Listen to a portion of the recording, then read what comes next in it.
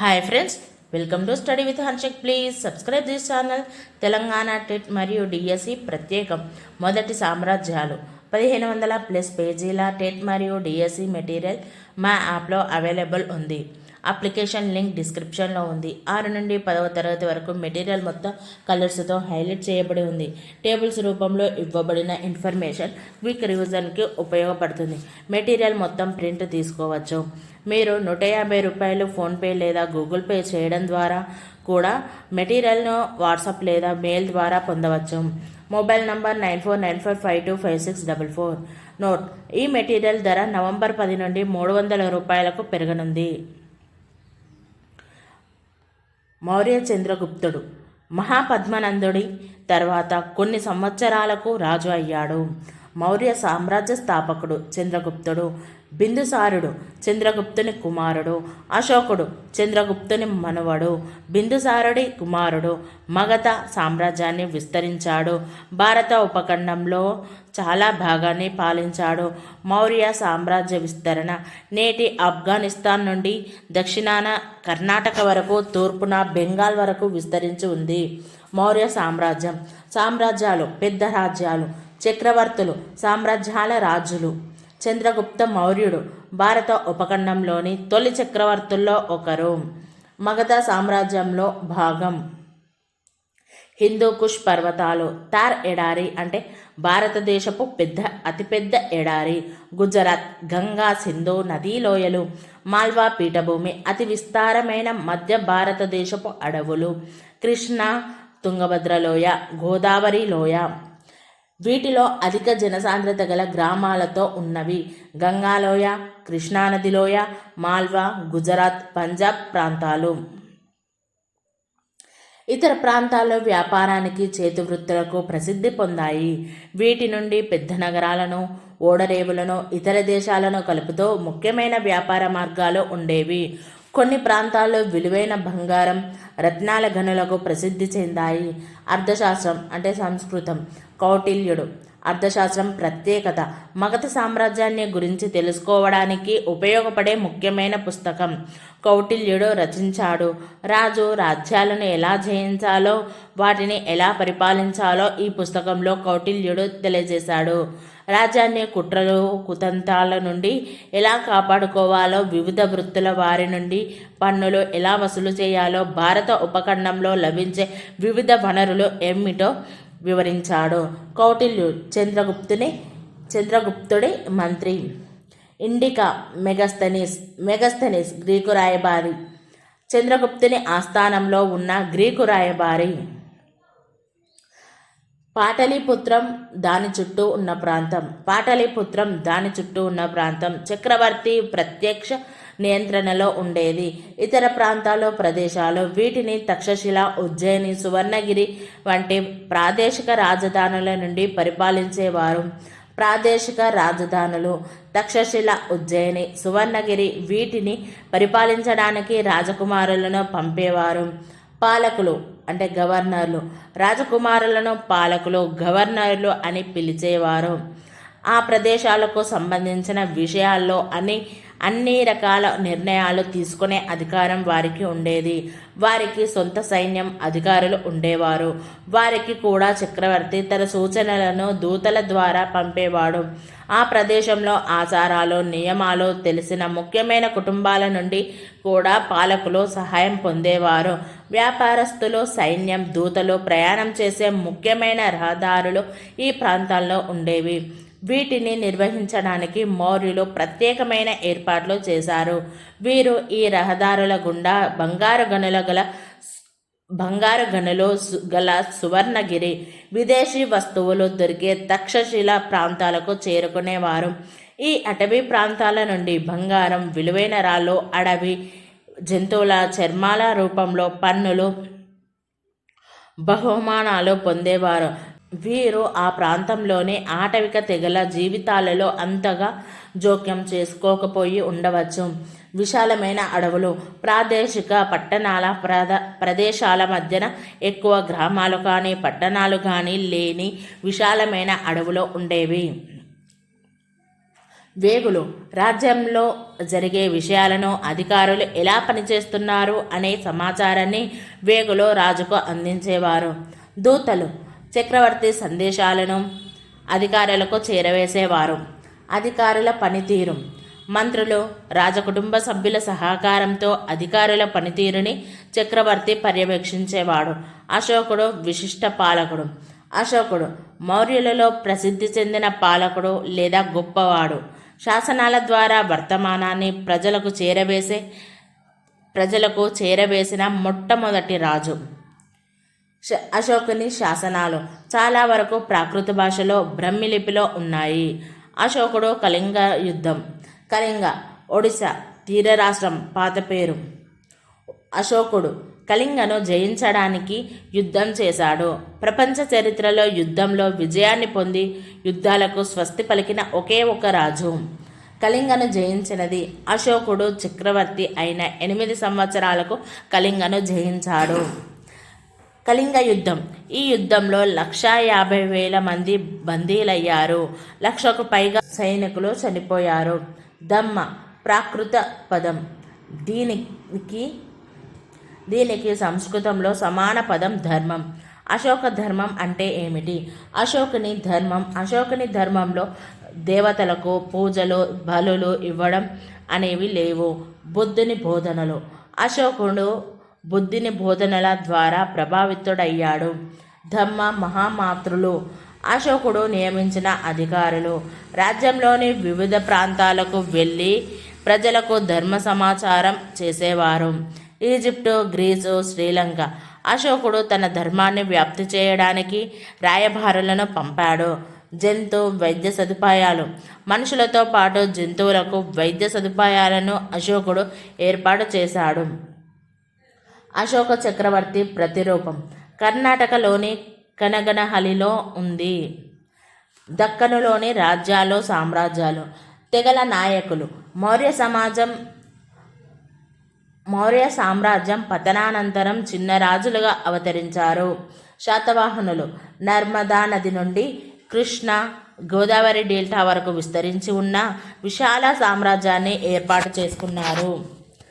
2000 సంవత్సరాల క్రితం 200 సంవత్సరాల పాటు వీరి పాలన సాగింది.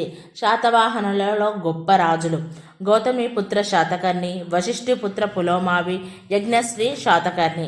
ధాన్యకటకం కృష్ణానది తీరాన గల అమరావతి దగ్గర ఉంది. కొంతమంది శాతవాహన రాజులు ధాన్యకటకంను రాజధానిగా చేసుకొని పాలించారు. గ్రామ పెద్దలు, చిన్న రాజులు. శాతవాహనులు వీరిని తమ ఆధీనంలోకి తెచ్చుకున్నప్పటికీ వీరి పాలనలో జోక్యం చేసుకునేవారు కాదు. బ్రాహ్మణులు, బౌద్ధ సన్యాసులు.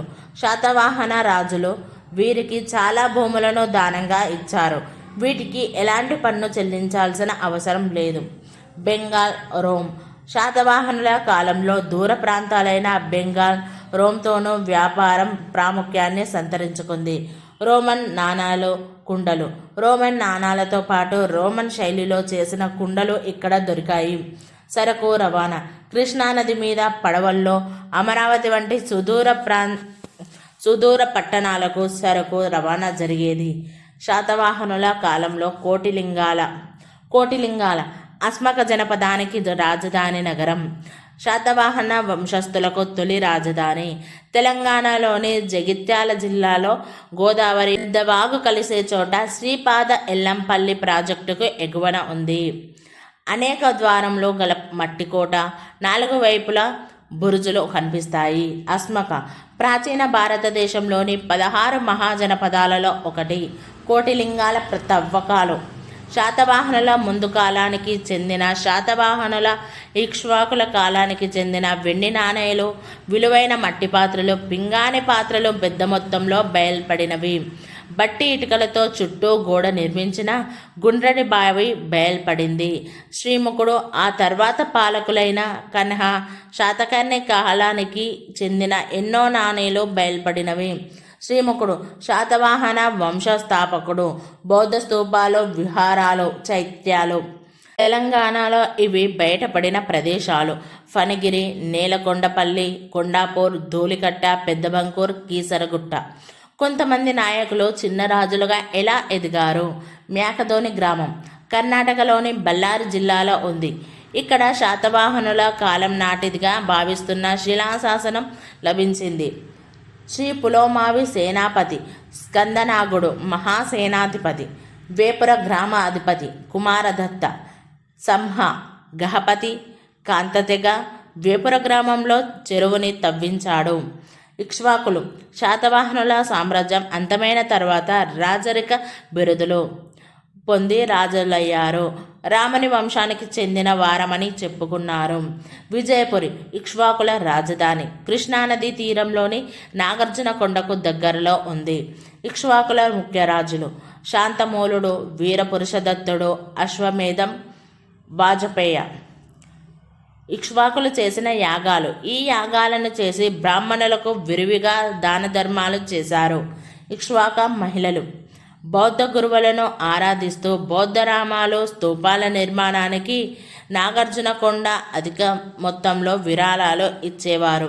వీరు నాగార్జునకొండలో అతిపెద్ద ఆరామం, స్తూపం నిర్మించారు. భారత ఉపఖండంలోని కొన్ని ముఖ్యమైన సామ్రాజ్యాలు.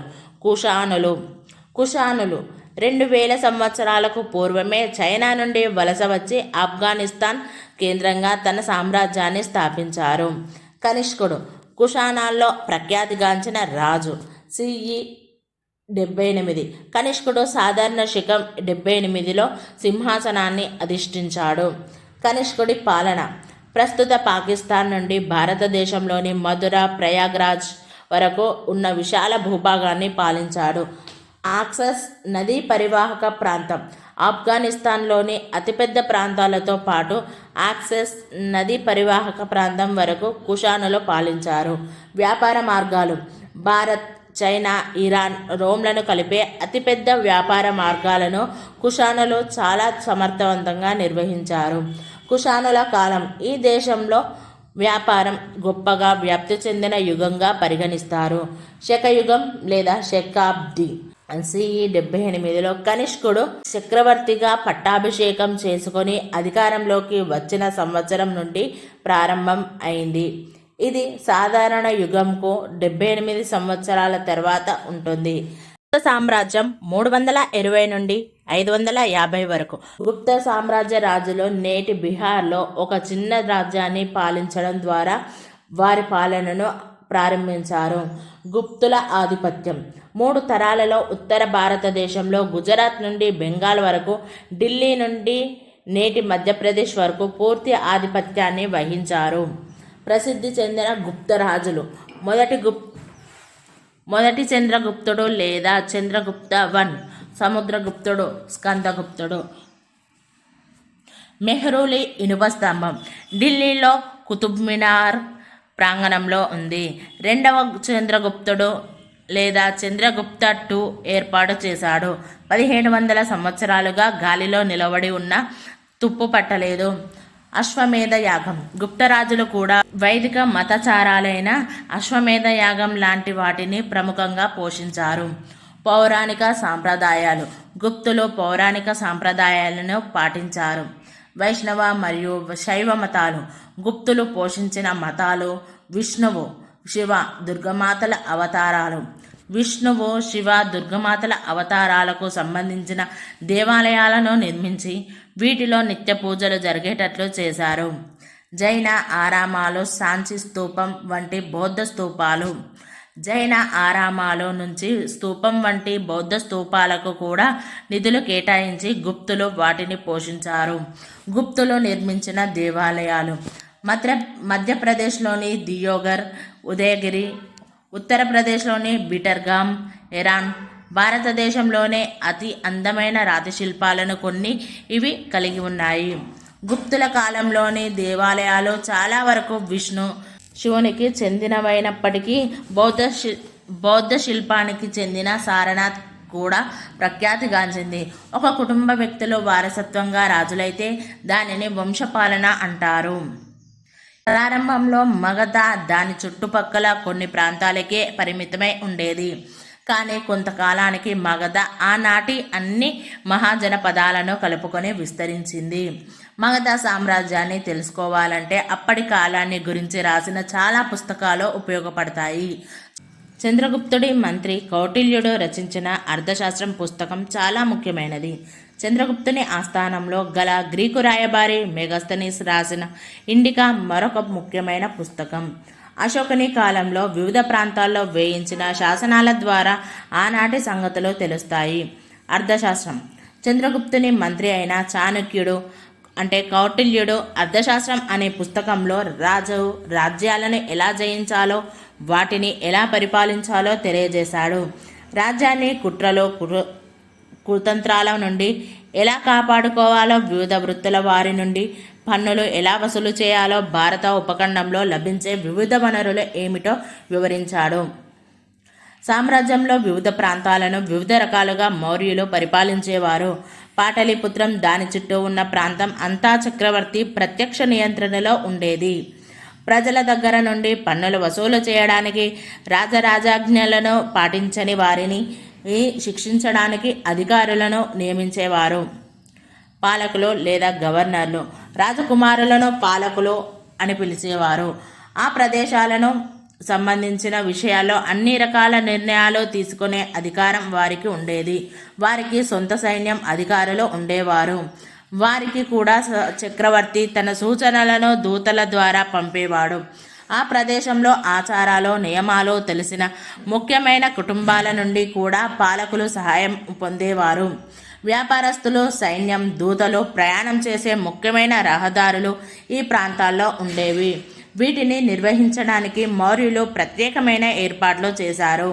వీరు ఈ రహదారుల గుండా బంగారు గనులు గల సువర్ణగిరి, విదేశీ వస్తువులు దొరికే తక్షశిల ప్రాంతాలకు చేరుకునేవారు. ఈ అటవీ ప్రాంతాల నుండి బంగారం, విలువైన రాళ్ళు, అడవి జంతువుల చర్మాల రూపంలో పన్నులు, బహుమానాలు పొందేవారు. వీరు ఈ ప్రాంతంలోని ఆటవిక తెగల జీవితాలలో అంతగా జోక్యం చేసుకోకపోయి ఉండవచ్చు. అశోకుడు కళింగ యుద్ధం. కళింగ నేటి ఒడిశా పాత పేరు. కళింగను జయించడానికి యుద్ధం చేసినది అశోకుడు. యుద్ధంలో జరిగిన హింస, రక్తపాతం చూసి దుఃఖించాడు. ఇక ముందు యుద్ధం చేయనని ప్రకటించినది అశోకుడు. ప్రపంచ చరిత్రలో యుద్ధంలో విజయాన్ని పొంది యుద్ధాలకు స్వస్తి పలికిన ఒకే ఒక రాజు అశోకుడు. కళింగ యుద్ధాన్ని తెలిపే అశోకుని శాసనం. అశోకుడు శాసనంలో ఈ విధంగా ప్రకటించాడు: చక్రవర్తి అయిన 8 సంవత్సరాలకు నేను కళింగను జయించాను. ఈ యుద్ధంలో 1,80,000 మంది బందీలయ్యారు. లక్షకు పైగా సైనికులు చనిపోయారు. ఇది అశోకుడిలో దుఃఖాన్ని నింపింది. ఎందుకంటే ఒక స్వతంత్ర ప్రాంతం జయించబడినప్పుడు లక్షలాది మంది చనిపోతారు. చాలామంది యుద్ధ ఖైదీలుగా బంధింపబడతారు. బ్రాహ్మణుడు, సన్యాసులు మృత్యువాత పడతారు. బంధువులు, స్నేహితులు, బానిసలు, సేవకులతో దయగా ఉండేవారు కూడా చనిపోతారు లేదా వారికి ప్రియమైన వాళ్ళను కోల్పోతారు. అందుకే నేను దుఃఖిస్తున్నాను. ఈనాటి నుండి ధర్మాన్ని పాటించాలని నిర్ణయించుకున్నాను. ధర్మం గురించి ప్రచారం చేస్తాను. బలం ద్వారా గెలవడం కంటే ధర్మం ద్వారా గెలవడం మేలని నేను నమ్ముతున్నాను. భవిష్యత్తులో నా కొడుకులు, మనవళ్ళు నా తర్వాత యుద్ధాన్ని గురించి ఆలోచించకుండా ఉండేందుకు, దానికి బదులు ధర్మ ప్రచారం ఎలా చేయాలని ఆలోచించడం కోసం ఈ సందేశాన్ని రాతి మీద చెక్కిస్తున్నాను. వాళ్ళు కూడా యుద్ధానికి బదులు ధమ్మ ప్రచారం చేయాలి. ధమ్మ అనే ప్రాకృత పదానికి సంస్కృతంలో సమాన పదం ధర్మం. అశోక ధర్మం అంటే ఏమిటి? అశోకుని ధర్మంలో దేవతలకు పూజలు, బలులు ఇవ్వడం అనేవి లేవు. అశోకుడు బుద్ధుని బోధనల ద్వారా ప్రభావితుడయ్యాడు. అనేక సమస్యలు అశోకుని వేధించాయి. సామ్రాజ్యంలోని ప్రజలు అనేక మతాలను పాటించేవారు. కొన్ని సందర్భాల్లో వారి మధ్య గొడవలు కూడా జరిగేవి. కొందరు జంతువులను బలి ఇచ్చేవారు. బానిసలను, సేవకులను వేధించేవారు. కుటుంబాలలో ఇరుగు పొరుగు వారితో కూడా గొడవలు జరుగుతూ ఉండేవి. ఈ సమస్యలను పరిష్కరించడం కోసం అశోకుడు ధమ్మ మహామాతృలు అనే అధికారులను నియమించాడు. వీరు రాజ్యంలోని వివిధ ప్రాంతాలకు వెళ్ళి ప్రజలకు ధర్మ ప్రచారం చేసేవారు. అశోకుడు తన సందేశాలను శాసనాల రూపంలో రాళ్లపైన స్తంభాలపైన చెక్కించాడు. చదువురాని వారికి వాటిపైనున్న సందేశాలను చదివి వినిపించాలని అధికారులను ఆదేశించాడు. అశోకుడు తన ధర్మాన్ని సుదూర ప్రదేశాలైన సిరియా, ఈజిప్టు, గ్రీస్, శ్రీలంకలకు వ్యాప్తి చేయడానికి రాయబారులను పంపించాడు. రోడ్లను నిర్మించాడు, బావులను తవ్వించాడు, సత్రాలను కట్టించాడు. మనుషులకే కాక జంతువులకు కూడా వైద్య సదుపాయాలను ఏర్పాటు చేశాడు. ప్రజలకు అశోకుడు ఇచ్చిన సందేశం: ప్రజలు పాటించే ఆచారాల వల్ల ప్రయోజనం లేదు, వాటికి బదులు ఇతర పద్ధతులను పాటిస్తే ఉపయోగకరంగా ఉంటుందని తెలిపాడు. అవి బానిసలు, సేవకులతో సౌమ్యంగా వ్యవహరించడం, పెద్దలను గౌరవించడం, అన్ని జీవుల పట్ల దయతో ఉండడం, బ్రాహ్మణులకు సన్యాసులకు కానుకలు ఇవ్వడం, ఇతరుల మతాన్ని గౌరవించడం. తమ మతాన్ని పొగడటం, ఇతరుల మతాన్ని విమర్శించడం రెండూ తప్పే. ప్రతి ఒక్కరూ ఇతర మతాన్ని గౌరవించాలి. తమ మతాన్ని పొగిడి ఇతరుల మతాన్ని విమర్శించేవారు తమ మతానికి తీవ్ర హాని చేస్తున్నారు. ఇతర మతాల ముఖ్యమైన అంశాలను తెలుసుకొని వాటిని గౌరవించడం నేర్చుకోవాలని తెలిపాడు. అశోక చక్రవర్తి ప్రతిరూపం రెప్లికా కర్ణాటకలోని కనగనహల్లిలో ఉంది. దక్కనులోని రాజ్యాలు, సామ్రాజ్యాలు. మౌర్యులు దక్కన్ జయించిన నాటికి గోదావరి నది నుండి కృష్ణా, తుంగభద్ర నది లోయల వరకు చాలా ప్రాంతాల్లో గ్రామాలు, చిన్న పట్టణాలు ఉండేవి. వాటిలో ఆనాటికే ఇనుముతో తయారు చేసిన వస్తువులను, ఇతర వస్తువులను అమ్మేవారు. కొన్ని ప్రాంతాలలో బంగారు గనుల నుండి ఈ బంగారం తీసి ఆభరణాలు తయారు చేసేవారు. మిగతా ప్రాంతాల్లో చాలా వరకు అడవులుగా ఉండేవి. వాటిలో వేట, ఆహార సేకరణదారులు, పశుపాలకులు చిన్న చిన్న ఆవాస ప్రాంతాల్లో నివసిస్తూ ఉండేవారు. బహుశా పుట్టుక, వివాహం వంటి వాటితో దగ్గర బంధుత్వం కలిగిన ప్రజల సమూహాలు ఈ ప్రాంతాలలో ఉండేవి. ఇలా సంబంధాలున్న సమూహాలను తెగ అంటారు. ఈ బృందాలలో ముఖ్యమైన వారు బలమైన నాయకులుగా వాటికి నాయకత్వం వహించేవారు. క్రమేపీ వాళ్ళ సంపదను కూడగట్టుకొని బలవంతులై తెగ ప్రాంతాన్ని పాలించేవారు. మౌర్య సామ్రాజ్యం పతనం చెందిన తర్వాత తెగల నాయకులు చిన్న రాజులుగా అవతరించారు. వారిలో శాతవాహనులు నర్మదా నది నుండి కృష్ణా, గోదావరి డెల్టా వరకు విస్తరించి ఉన్న విశాల సామ్రాజ్యాన్ని ఏర్పాటు చేసుకున్నారు. శాతవాహనులలో గొప్ప రాజులు గౌతమిపుత్ర శాతకర్ణి, వశిష్ఠిపుత్ర పులోమావి, యజ్ఞశ్రీ శాతకర్ణి. 2000 సంవత్సరాల క్రితం 200 సంవత్సరాల పాటు వారి పాలన సాగింది. కొంతమంది రాజులు కృష్ణానది తీరాన గల అమరావతి దగ్గర ఉన్న ధాన్య కటకాన్ని రాజధానిగా చేసుకొని పాలించేవారు. గ్రామ పెద్దలను, చిన్న రాజులను వారి ఆధీనంలో తెచ్చుకున్నప్పటికీ వారి పరిపాలనలో శాతవాహనులు జోక్యం చేసుకునేవారు కాదు.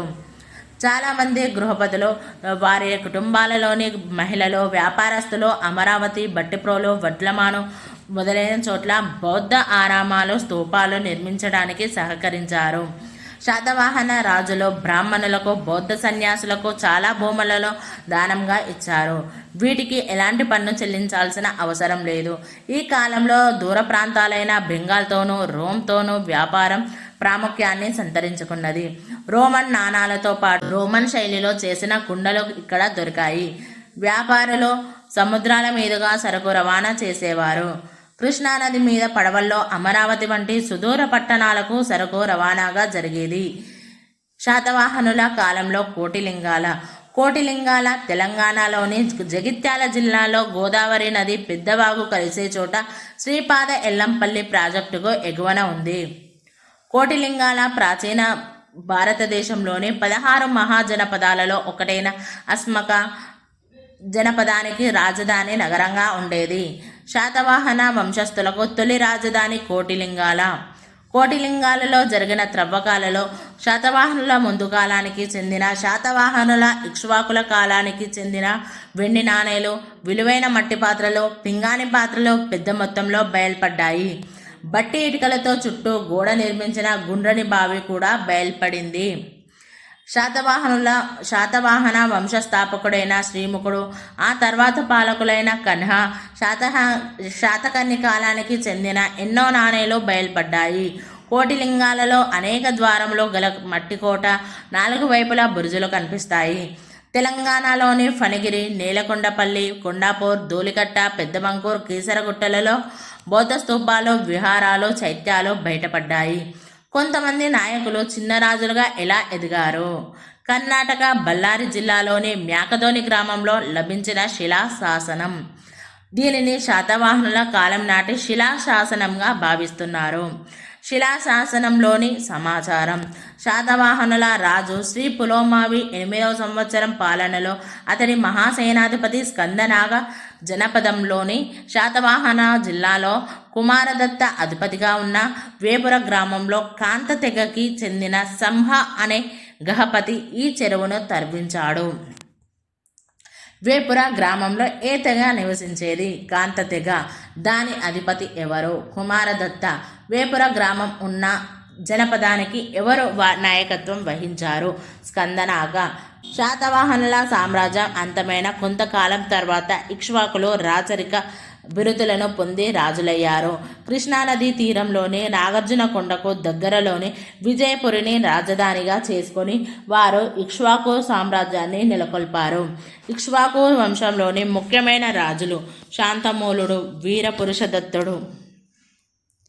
ఇక్ష్వాకు రాజులో ఇతర తెగల వారిని వివాహాలు చేసుకోవడం ద్వారా వివిధ తెగల పెద్దలను చిన్నరాజులు కలిపే ప్రయత్నం చేశారు. అశ్వమేధ, వాజపేయ వంటి యాగాలను చేసి బ్రాహ్మణులకు విడివిడిగా దాన ధర్మాలు చేసి తమ ప్రత్యేకతను చాటుకునే ప్రయత్నం చేసేవారు. రామాయణంలోని రాముని వంశానికి చెందిన వారమని చెప్పుకున్నది ఇక్ష్వాకులు.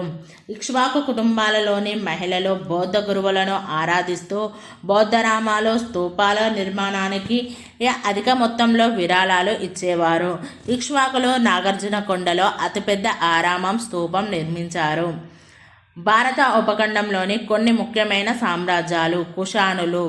2000 సంవత్సరాలకు పూర్వమే కుషానులు చైనా నుండి వలస వచ్చి క్రమక్రమంగా ఆఫ్ఘనిస్తాన్ కేంద్రంగా తన సామ్రాజ్యాన్ని స్థాపించారు. కుషాను రాజులలో ప్రఖ్యాతిగాంచిన రాజు కనిష్కుడు 78 CEలో సింహాసనాన్ని అధిష్ఠించాడు. ప్రస్తుత పాకిస్తాన్ నుండి భారతదేశంలోని మధుర, ప్రయాగ్రాజ్ వరకు ఉన్న విశాల భూభాగాన్ని పరిపాలించాడు. ఆఫ్ఘనిస్తాన్ అతిపెద్ద ప్రాంతాలనే కాక యాక్సెస్ నదీ పరివాహక ప్రాంతం వరకు కుషానులు పరిపాలించారు. భారతదేశం, చైనా, ఇరాన్, రోమ్లను కలిపే అతిపెద్ద వ్యాపార మార్గాలను చాలా సమర్థవంతంగా నిర్వహించారు.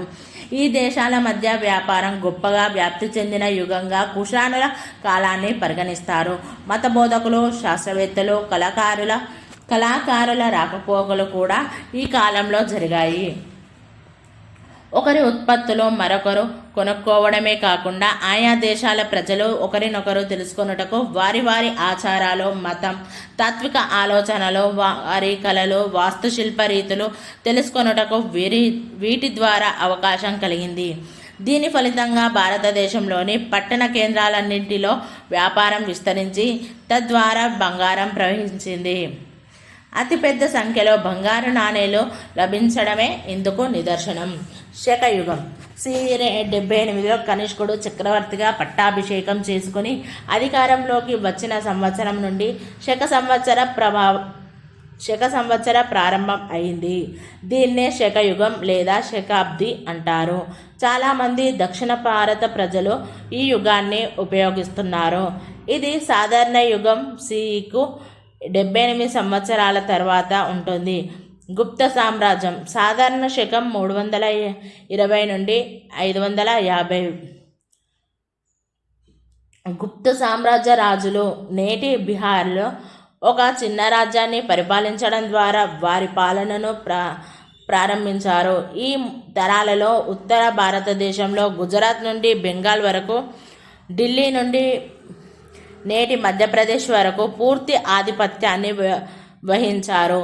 గుప్త సామ్రాజ్యానికి చెందిన కొంతమంది ప్రసిద్ధి చెందిన రాజులు: మొదటి చంద్రగుప్తుడు, సముద్రగుప్తుడు, రెండవ చంద్రగుప్తుడు, కుమారగుప్తుడు, స్కందగుప్తుడు. భారత రాజకీయ వ్యవస్థలో 2 కొత్త విధానాలను ప్రవేశపెట్టిన వారుగా గుప్తులు ప్రసిద్ధిగాంచారు. ఏదైనా రాజ్యాన్ని జయిస్తే ఓడిన రాజునే అక్కడ తిరిగి కొనసాగిస్తూ గుప్తుల ఆజ్ఞలు పాటిస్తూ వారికి సామంతులుగా ఉండేలా చూసేవారు.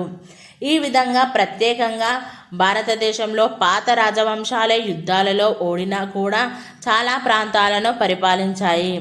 అయినప్పటికీ గుప్తరాజులు ఉత్తర భారతదేశంలోని చాలా ప్రాంతాలను తిరిగి తమ ఆధీనంలో ఉంచుకున్నారు.